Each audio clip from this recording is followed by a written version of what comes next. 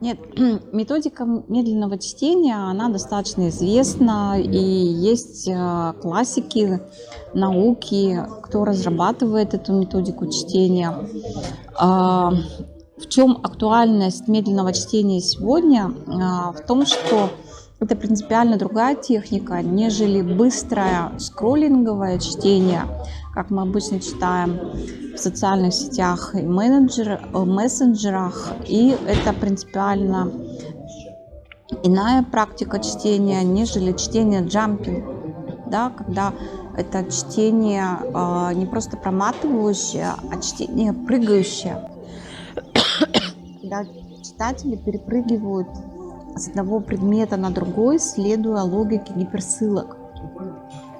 И к такому быстрому чтению, не углубляющемуся в свой предмет, прыгающему по верхам, считывающему только событийный ряд, конечно, медленное чтение противопоставляет углубление, собственно, в сам текст, особенности текста, особенности ритмоинтонационные, как текст построен.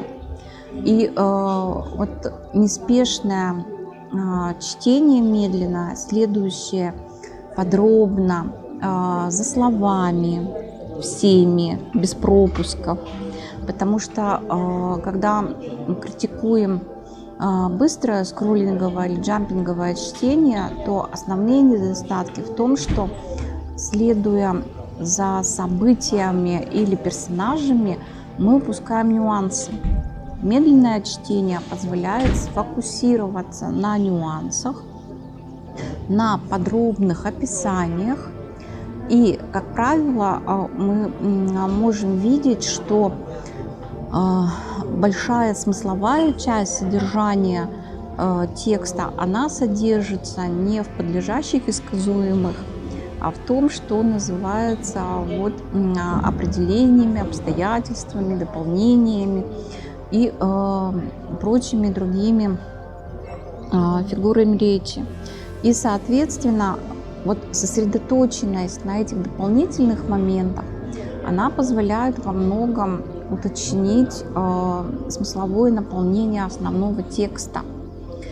Но завтра мы предпримем опыт реконструкции, опыт реконструкции внутреннего мира персонажа. Пройдем вслед за героем романа Умберто Эко «Таинственное пламя царицы Лааны», человека, который утратил в результате болезни свою личную память.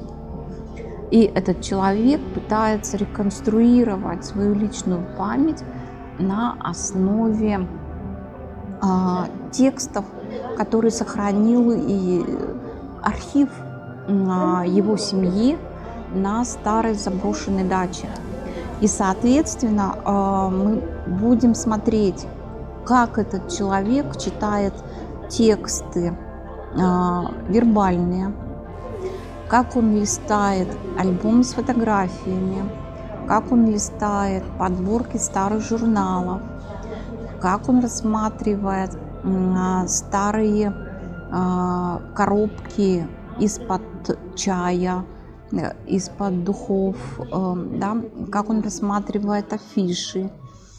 И мы с вами увидим, что содержание произведения, оно во многом не только в том, что человек делает, потому что на протяжении всего многостраничного, 890 с лишним страниц роман, человек, в общем, выполняет одну и ту же операцию, он разбирает архив.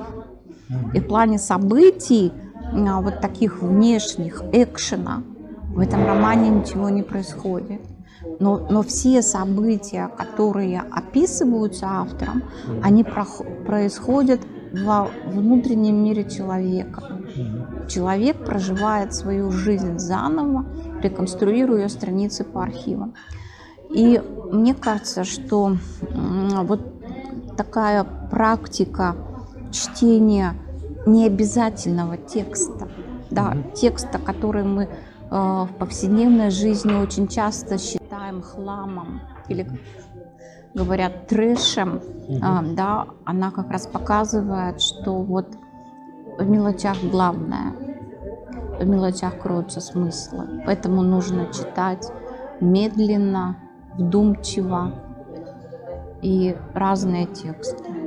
А вот эта история появления этого вида чтения медленного, оно родилось именно как ответ на этот вызов техногенной цивилизации нашей с гипертекстом? Традиция медленного чтения, она как бы, с одной стороны, да, ответ на вызов новых технологий, пришедших в чтение, электронных книжек, гаджетов, а с другой стороны, это традиция чтения комментирования, которая всегда была традицией экспертного чтения. Потому что если мы с вами вспомним, литературный комментарий в XIX веке – это всегда комментарий профессионала. Это комментарий источниковедческий, библиографический. Это комментарий, собственно говоря, критический, аналитический, герменевтический. Сегодня, когда чтение стало такой массовой практикой в интернете, мы сталкиваемся с тем, что, в принципе, каждый пользователь социальных сетей и мессенджеров, он же является комментатором. Мало кто, читая социальные сети, не оставляет своего комментария к подкастам любимых блогеров. Но на сегодня комментарий перестал быть экспертным, да, комментарий перестал быть экспертным мнением. Вот традиция медленного чтения, она призвана сделать комментарий понимающим.